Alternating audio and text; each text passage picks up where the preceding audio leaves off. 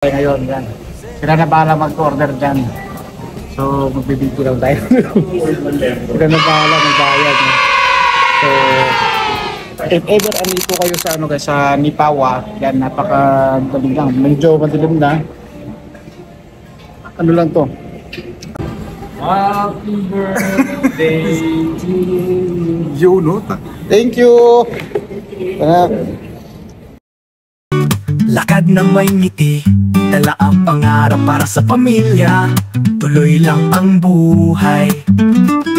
Minsan napapagod, minsan nalulungkot, pero laban lang, hindi sumusuko. Sa bawat hakbang, sa bawat galaw, sa vlog ko makikita ang kwento ng buhay. Fairfax TV, buhay Canada, OFW life, work, travel, saya. Sa bawat araw, sa bawat vlog, tara sabay tayong mangarap at mag-enjoy.